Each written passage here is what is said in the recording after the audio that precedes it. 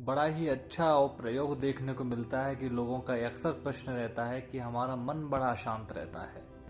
मन इतना विचलित होता है कि हमको समझ में नहीं आता है कि हम डिप्रेशन के शिकार होने वाले हैं, एंजाइटी हो रही है, हाइपरटेंशन हो रही, क्या समस्या है और क्या इन समस्या का निवारण है, कैसे इनको दूर किया जाए।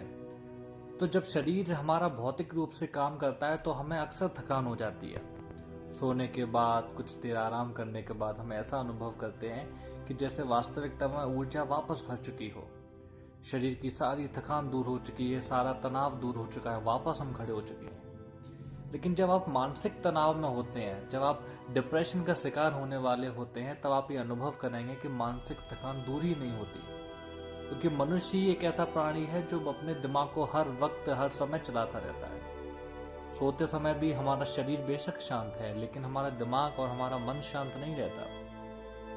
आप जितनी बार भी प्रयास करेंगे, जितनी बार भी अनुभव करेंगे कि रात को उतनी ही बेचैनी बढ़ती है सुबह की अपेक्षा में, क्योंकि सुबह कम से कम शारीरिक स्थिति हमारी जागरूक रहती है, तो उसके कारण मानसिक तनाव, मानसिक पीड़ा उतनी नहीं सताती जितनी कि रात को सताती है। तो जब रात को भी हम सोते हैं, हम अपने शरीर को सीधा छोड़ देते हैं, ढीला छोड़ देते हैं, लेकिन हमारा मन अशांत रहता है। मन को हम शांत चाह के भी नहीं कर सकते। आप जितना भी प्रयास कर लें, आप अपने मन को शांत नहीं छोड़ सकते। तो अगति जो होती है, जिसमें गति रुक जाए, लाओ त्सो जिसको समझाते हैं, हठ योगी जिनको समझाते हैं कि जो अगति है, उस अगति के साथ ही चल के मानसिक तनाव से या मानसिक विकारों से दूर हुआ जा सकता है। अगति का मतलब गति ना करना नहीं होता।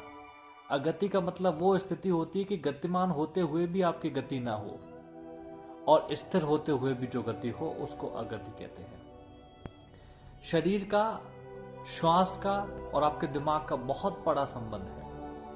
आपने देखा होगा, जैसे जैसे आप रात को जब डरावना सपना देखते हैं, आप उठ के बैठ जाते हैं, तो आप अनुभव करेंगे कि आपकी सांस बहुत तेज चल रही है, आपका दिमाग उतना ही ज्यादा अशांत है, धड़कनें बहुत ज्यादा तेज हैं। और जब आप खुश होते हैं, श्वास बिल्कुल शांत हो जाती है, श्वास एकदम स्थिर होती हुई प्रतीत रहती है। ऐसे ही जब हम समाधि लगाते हैं, जब हम ध्यान की अवस्था में बैठते हैं, ध्यान की शुरुआत करते हैं, तो श्वास बिल्कुल धीमे धीमे होने लग जाती है। इसलिए कहा जाता है कि हमारे शरीर में, उपनिषद कहते हैं कि हमारे शरीर की जो वासनाएं हैं, जो इच्छाएं हैं, दो कारण हैं उनके, दो कारणों से उनको दूर किया जा सकता है। पहला है प्राण संरोध, यानी कि श्वास का नियंत्रण। जब तक श्वास का नियंत्रण आप नहीं कर सकते, आपकी वासनाएं समाप्त नहीं हो सकती। आपकी वासनाएं, आपका दिमाग, पूरा आपका शरीर और आपके श्वास पर निर्भर करता है। आप अनुभव करेंगे कई बार जब आप दौड़ते हैं तो आप कभी भी फोकस नहीं कर सकते, आपका मन स्थिर नहीं हो सकता, तो आपकी श्वास बहुत तेज होती है। जब भी आप किसी से क्रोध करते हैं, क्रोध में आप होते हैं, तो क्रोध में मन इतना शांत होता है कि मनुष्य का विवेक खत्म हो जाता है।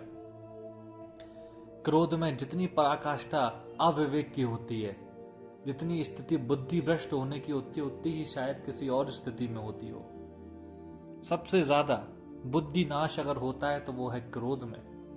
जब भी आप क्रोध करें, चाहे सामने वाला आप पे क्रोध करे या आप किसी पे क्रोध करें, आप ये अनुभव करेंगे कि सामने वाले की श्वास में कितना परिवर्तन है, वो कितना ज्यादा हाँफने लगता है, कितनी ज्यादा उसकी श्वास तेज होने लगती है।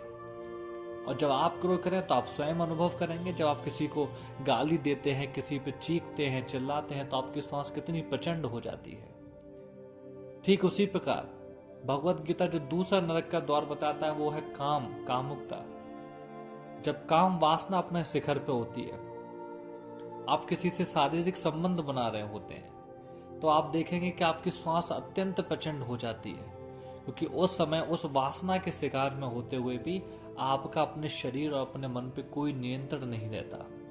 इसीलिए कामुकता होने के बाद कई बार लोग ऐसे कदम उठा जाते हैं जो उनकी कामुकता शांत होने के बाद उनको ये महसूस होता है, उनको ये अनुभव होता है कि ये उन्होंने क्या कर डाला। क्रोध, काम, लोभ, मोह, ये ऐसे नरक के द्वार है जहां आपका सबसे पहला प्रभाव आपकी श्वास पर दिखता है, क्योंकि श्वास का शरीर का सीधा सीधा संबंध है आपके दिमाग से। जैसे कि सर्दी है, सर्दी में हमारे अंदर ठंड बहुत लगती है तो हम शरीर को गर्म करने के लिए गति करते हैं। गति का मतलब ही है अस्थिर होना, ऊर्जा पैदा करना। जैसे आप गति करेंगे, आप टहलेंगे, आप व्यायाम करेंगे, शरीर में गर्मी बढ़ेगी। अगर आप वो नहीं भी करते हैं, गति नहीं भी करते हैं, तो शरीर कांपने लगेगा, इतना जोर से कंपन पैदा करेगा कि उस कंपन से ही शरीर को ऊर्जा मिलने लगे। ऊर्जा का मुख्य स्रोत है गति। जब आप अगति कर देते हैं, जब आप गति को रोक देते हैं, तो आपका शरीर इतना ऊर्जा से हीन हो जाता है, तब आपकी चेतन तत्व की ऊर्जा शिखर पर आती है। ऊर्जा का वो स्तर जो सामान्य रूप से कभी भी बाहर नहीं आता। ऊर्जा के हमारे ऐसे स्तर बताए जाते हैं जब आप शारीरिक रूप से थक जाते हैं, ऊर्जा क्षय हो जाती है, आप अनुभव करेंगे कि जरा सा भी हाथ पैर हिलाने की भी ताकत नहीं बचती, तब जो ऊर्जा खत्म होने लगती है। लेकिन अचानक से हमारे पास किसी की खबर है कि कोई बड़ा हादसा हो गया है, कोई बड़ी दुर्घटना हो गई, तो हम तुरंत खड़े होकर भागते हैं। तो जो हमारी इतनी हालत खराब थी कि हमसे खाया नहीं जा रहा था, हमसे लेटा नहीं जा रहा था, हमारे खुद के जूते उतारने तक की हिम्मत नहीं, तो एकदम से इतनी ऊर्जा, ये चेतन की ऊर्जा थी, आपके चेतन तत्व की ऊर्जा थी, जो आपको एकदम सचेत कर दी है। क्योंकि विपरीत स्थिति है, विपरीत स्थिति में ऐसी चेतनाएं अक्सर जागरूक होती हैं, जहां आपके दिमाग में विपरीत परिस्थितियां बनती हैं। जो लोग बचपन में बुरे हादसों का शिकार होते हैं, अक्सर उनमें ये चेतना पाई जाती है।